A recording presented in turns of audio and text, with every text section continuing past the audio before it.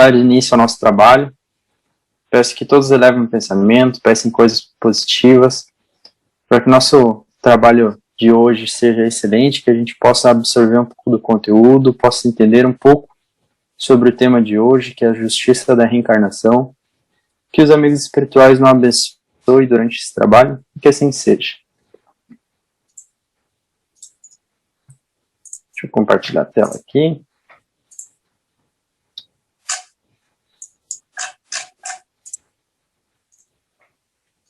Ok. Então hoje nós falaremos sobre a justiça da reencarnação, dentro ainda da parte segunda do mundo espírita, o mundo dos espíritos, e no capítulo 4, da pluralidade das existências. Então hoje nós falaremos sobre o segundo item deste capítulo. O item anterior foi trabalhado com a Fernanda. A Fernanda falou sobre a reencarnação. É extremamente necessário que no dia de hoje a gente tenha entendido muito bem o que é a reencarnação, para que possamos entender a justiça da reencarnação. Pensando nisso, e por ser um item extremamente curto do capítulo 4, eu resolvi fazer uma recapitulação de alguns temas já estudados. Acho que 2 não foram ainda, mas serão. Que eu acho que a gente vai caminhando devagarzinho, e migalha por migalha, até chegar no tema de hoje. Então a gente vai fazer essa retrospectiva de alguns assuntos já estudados para nós chegarmos na justiça da reencarnação. E a primeira delas é voltar lá no início do Livro dos Espíritos, na parte primeira ainda, quando a gente vai falar das causas primárias. E dentro das causas primárias existe um título chamado de Deus, e dentro desse um capítulo, e dentro desse capítulo vai ter atributos da divindade. E lá vão ter as características, as definições, as atribuições de Deus. Onde os espíritos vão responder que Deus é eterno, ele não foi criado, ele não tem início, então Deus é eterno. Ele é imutável, porque as leis que regem não mudam com o tempo. Ele é imaterial, porque foi ele que criou a matéria e o espírito, então ele não pode ser matéria. Ele é único, é só um único Deus. Ele é onipotente também. E ele é soberanamente justo e bom. Sabedoria providencial das leis divinas. Se revela assim nas mais pequeninas coisas como nas maiores. E essa sabedoria não permite se duvide nem da justiça e nem da bondade de Deus. Então, se nós vamos falar sobre justiça, é importante a gente entender que Deus é soberanamente justo e bom, nas mais pequenas coisas até nas grandes. Então, tudo que a gente falar de Deus, tenhamos em mente que Ele é sempre justo e bom. Então, agora, adentrando um pouco sobre o assunto, vamos avançando para a parte segunda, que é do mundo espírita, ou do mundo dos espíritos, só que no capítulo 2, onde nós falaremos um pouco sobre a encarnação. Neste item, na pergunta 133, há uma informação bem importante para nós, que é sobre os espíritos. Os espíritos são criados simples e ignorantes.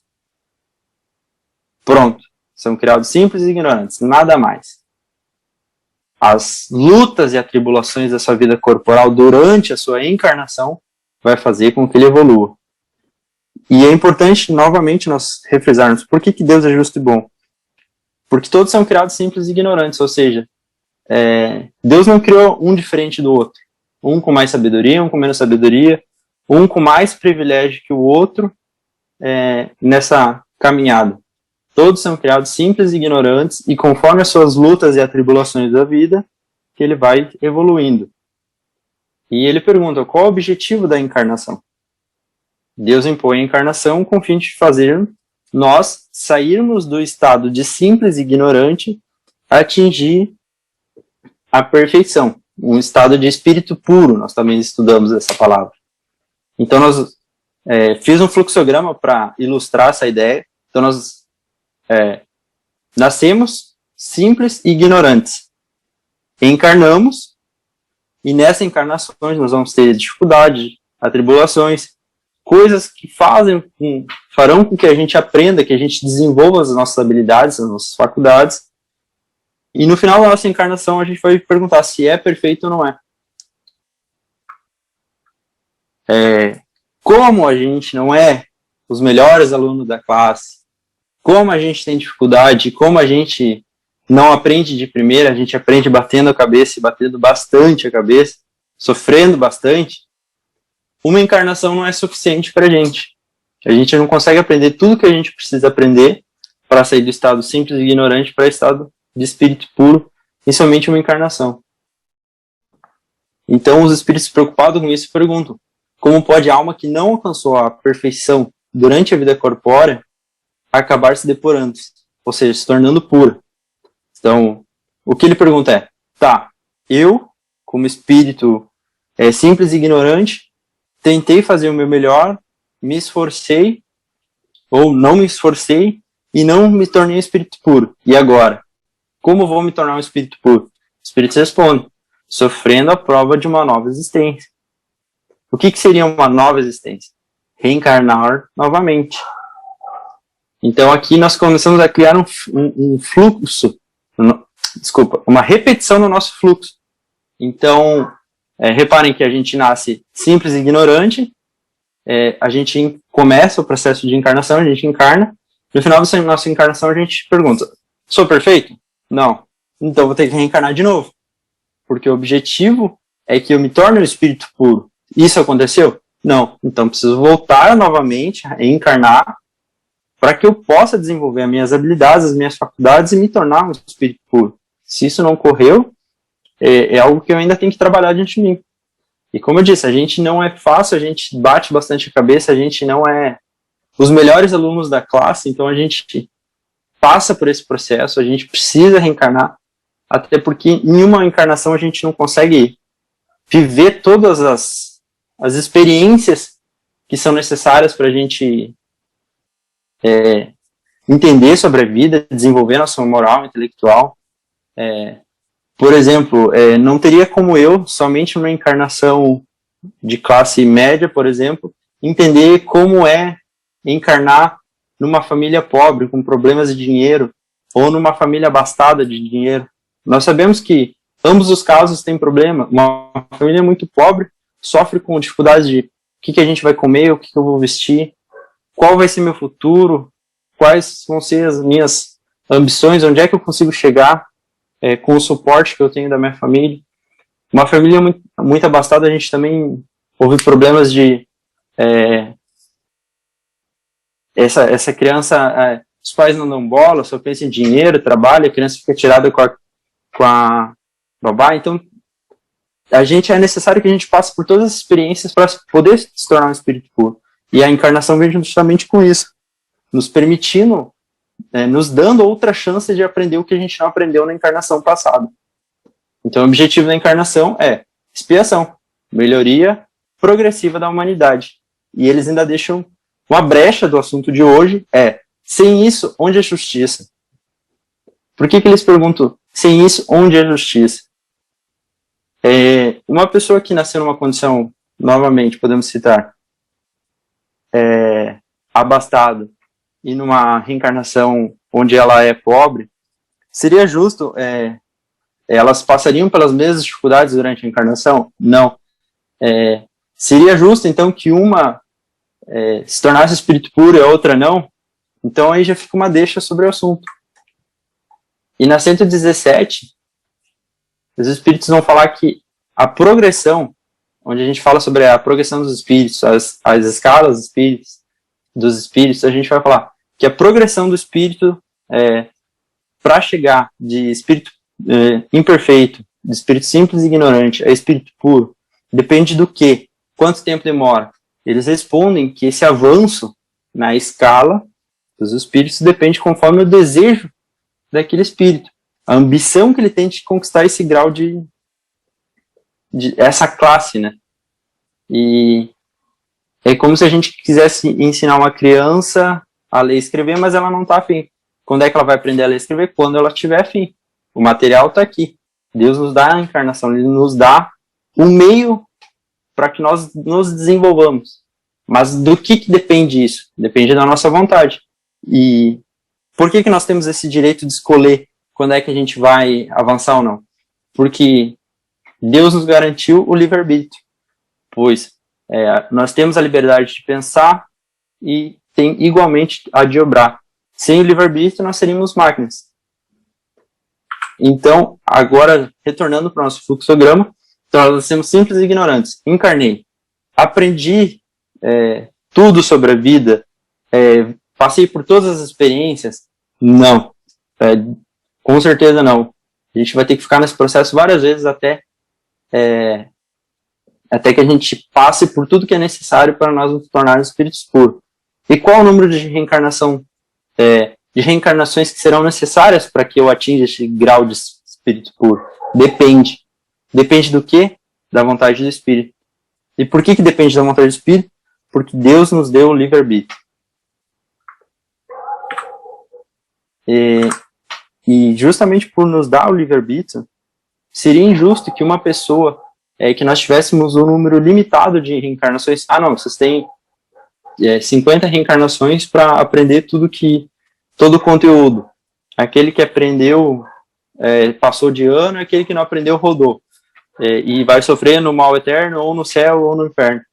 Seria injusto isso, porque as pessoas têm esse livre-arbítrio de escolher, de ter o seu tempo para evoluir, à medida com que ela for amadurecendo a sua moral, a sua intelectualidade, ela vai entendendo que é necessária a evolução.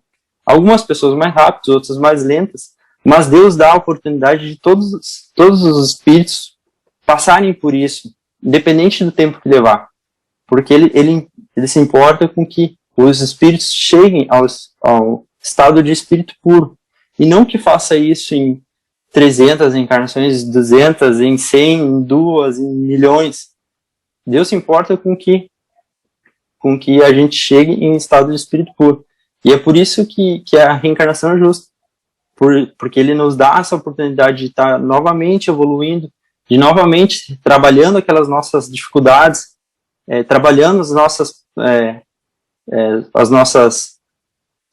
pontos positivos, e tudo isso no nosso tempo. Então, agora voltando para a parte das perguntas, ele vai perguntar então, na 171, em que se funda o dogma da reencarnação? E os espíritos respondem: na justiça de Deus e na revelação, pois incessantemente repetimos: o bom pai deixa sempre aberta a seus filhos uma porta para o arrependimento. Não te diz a razão que seria injusto privar para sempre da felicidade eterna todos aqueles que não despendeu ou melhorar-se? Não são filhos de Deus todos esses homens? Ou seja, seria justo que um espírito que não aproveitou aquela encarnação de forma como que nós estamos falando, de chegar, de se melhorar, se desenvolver-se, sofrer eternamente no céu, no céu não, num lugar específico de sofrimento, vulgarmente chamado de inferno, seria justo com ele, já que Deus é justo e bom? Deus, por ser justo e bom, não daria outra chance para esse espírito dele tentar novamente, de ele tentar mais uma vez desenvolver as suas dificuldades, os seus pontos positivos? E os espíritos reforçam: só entre os egoístas se encontram iniquidade, o ódio implacável e os castigos sem remissão. Ou seja, um castigo sem dar uma segunda chance. E aí Kardec vai fazer um comentário sobre esse tema, um comentário bem extenso, onde ele vai falar: todos os espíritos tendem para a perfeição, e Deus lhe faculta os meios de alcançá-lo, proporcionando as provas da vida corporal. Ou seja, todo espírito simples e ignorante tende à perfeição. E Deus nos propicia a matéria, a vivência na matéria, vivência entre nós, espíritos, para que nós possamos desenvolver isso, as nossas faculdades, até nos tornarmos espíritos puros. E aí Kardec continua: Sua justiça, porém, lhes concede realizar em novas existências o que não puderam fazer ou concluir na primeira prova. Por exemplo, na minha primeira encarnação eu deveria ter aprendido a ser uma pessoa mais humilde. Eu, como um péssimo aluno, não aprendi, mas Deus, como justo, me dá uma nova oportunidade de eu vir para uma nova existência, uma nova encarnação, na Terra, em outro lugar, para que eu possa vir a desenvolver essa habilidade que eu deveria ter vindo desde o início desenvolvendo, mas que eu me perdi nos prazeres da vida e não me preocupei com essa responsabilidade que eu tinha de me melhorar. Kardec continua. Não obraria Deus com equidade, nem de acordo com a sua bondade, se condenasse para sempre o que talvez haja encontrado, oriundos do próprio meio onde foram colocados, e alheios à vontade do que anima os obstáculos ao melhoramento. Se a sorte do homem se fixasse irrogavelmente depois da morte, não seria uma única balança que Deus pesa as ações de todas as criaturas, e não haveria imparcialidade a todos que dispensa. A doutrina da reencarnação é isto. Aqui consiste em admitir para os espíritos muitas experiências suscetivas. É a única que corresponde à ideia que formamos de justiça com Deus, justo e bom. Ele dá para nós uma segunda chance de nós tentarmos, uma segunda, uma terceira, uma quinta, quantas chances for necessária para nós nos melhorarmos. E Kardec continua, a única que pode explicar o futuro e firmar as nossas crenças, pois que nos oferece os meios de resgatarmos os nossos erros por novas provações. Então a gente comete erro, a gente erra, mas a reencarnação nos dá a chance de que em uma nova existência a gente pode vir reatar esses erros, essas dificuldades que eu não trabalhei, esses pontos que eu não trabalhei, as faltas que eu cometi para o meu próximo. E assim a gente vai se melhorando através da reencarnação. Ele vai falar, o homem que tem consciência da sua inferioridade, aura e consoladora esperança na doutrina.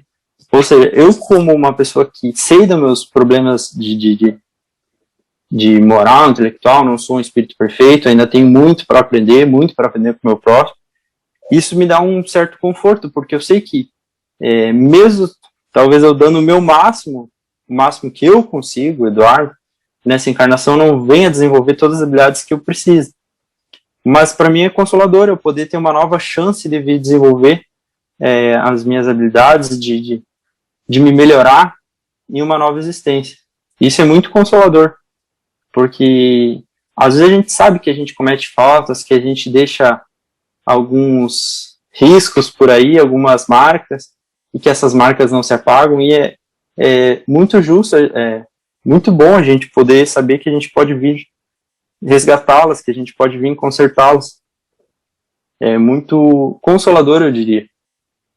E aí Kardec continua, se crê na justiça de Deus, não pode contar que venha a fechar-se para sempre em pé de igualdade com os que mais fizeram do que ele.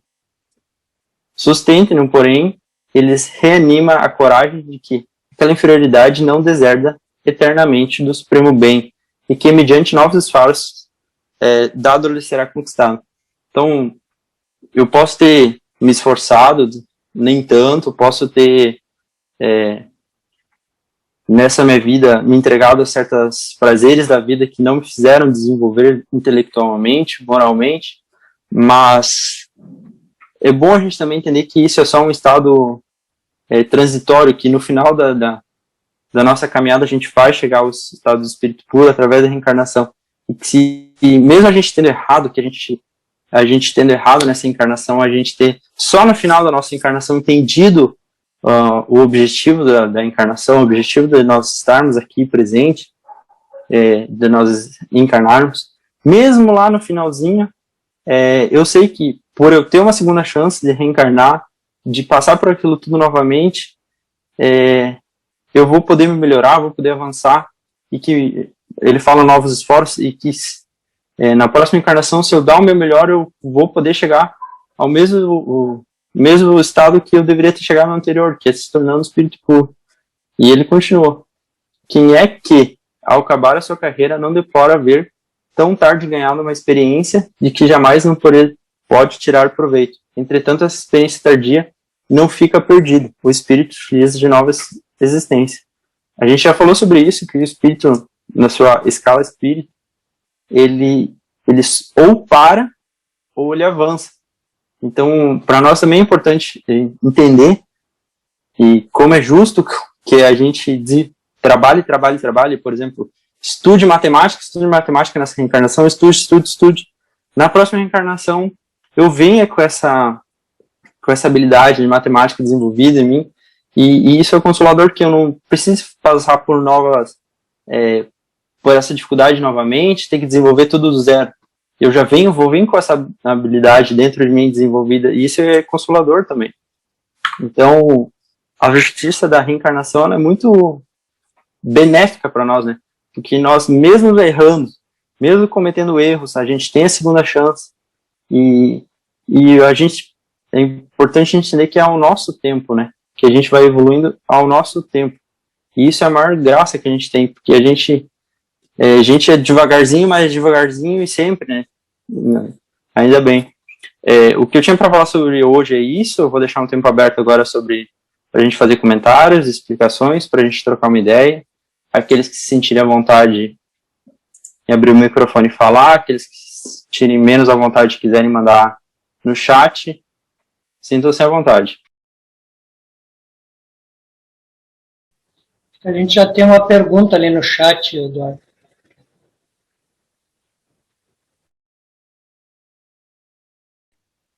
Se alguém quiser falando alguma coisa enquanto eu vou lendo e elaborando uma resposta, seria interessante. Posso falar?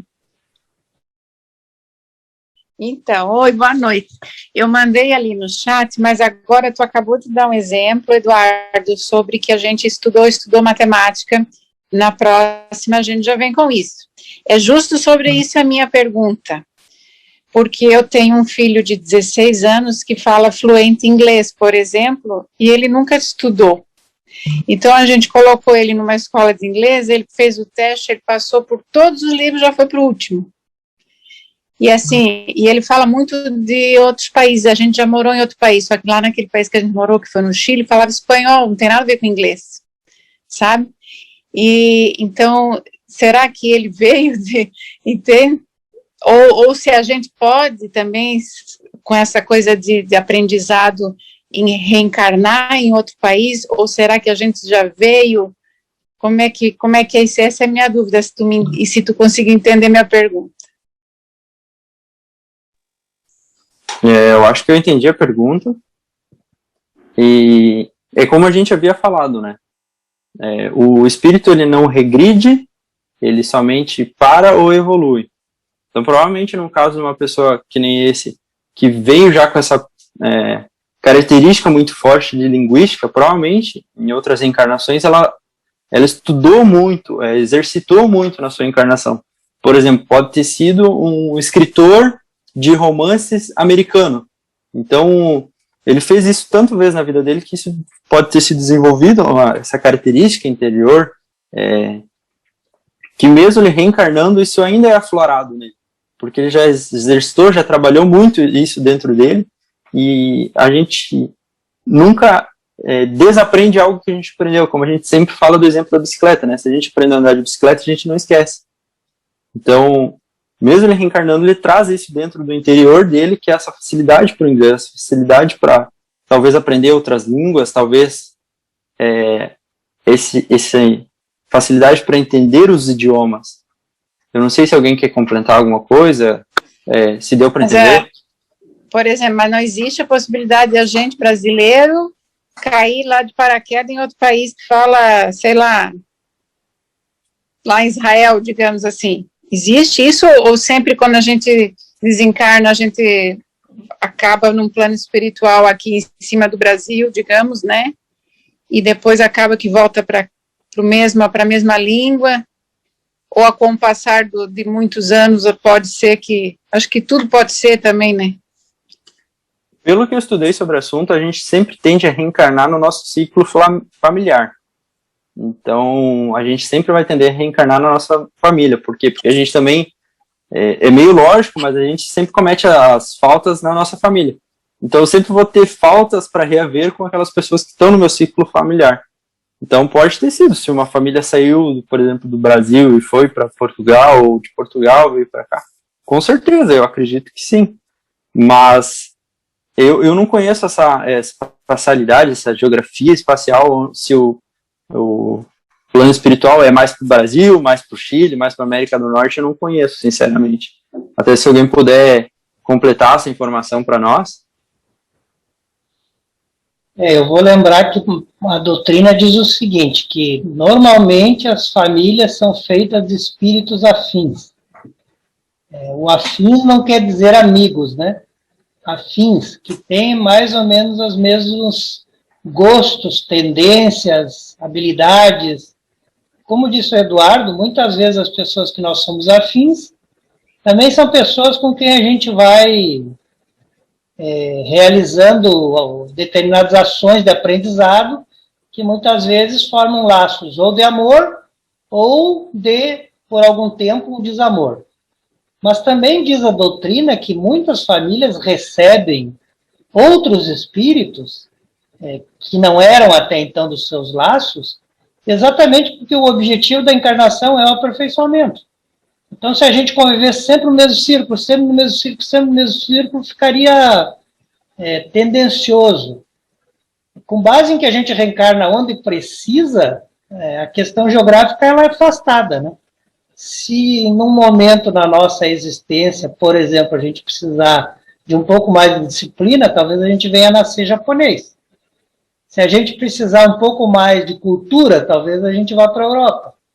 Se a gente precisar vivenciar, talvez, as maiores dificuldades em relação ao clima, nós vamos para um país que tem a maior problemática com vulcões e tudo mais. Então, sempre o que determina é a necessidade do espírito para aquele momento. Às vezes, reencarnando entre seus afins, né? Volto a dizer, afinidade não é só o amor, afinidade também é os nossos laços espirituais que ainda não estão sadios, e às vezes nos desgarrando das pessoas a que amamos, né? Como é o caso do universitário que sai da sua casa para fazer um curso universitário numa outra cidade, porque lá está a melhor universidade. Então ele se aparta da família e vai para um lugar onde a universidade é melhor. E nós nos distraímos, às vezes, em observar certas tendências que a gente traz, né? Ou as vocações, ou as habilidades, né? A gente tende a não examinar muito isso, mas se a gente examinasse cada um de nós, a gente veria que todos nós temos algumas características que nos fazem acreditar na possibilidade de termos reencarnados em outra pátria. Eu cito um exemplo que é o gosto. Por exemplo, eu sou uma pessoa apaixonada pela literatura e pela história da Rússia. Da onde que eu tirei isso? Por que esse gosto específico de um país tão distante? Outros têm algumas outras características que a gente se desapercebe. Então, se a gente prestasse mais atenção, a gente verificaria que isso é mais comum do que a gente imagina. Mas a linguagem, a facilidade com a linguagem, sempre denota que aquela linguagem já é dominada por aquele espírito, ou seja, já foi o idioma máter dele. Eu vou fazer um encerramento, então, já está no nosso horário. Eu convido a todos para que participem dessa segunda parte, é optativa, mas seria interessante a participação de todos, até porque debatendo e discutindo sobre o assunto que a gente acaba evoluindo e entendendo melhor sobre o assunto. Então, gostaria de agradecer a todos que estavam aqui presentes hoje, agradecer principalmente aos amigos espirituais que estiveram aqui, abençoando e iluminando o nosso trabalho da noite, e que possamos nos encontrar novamente na próxima quarta, dando continuidade ao nosso trabalho. Que assim seja.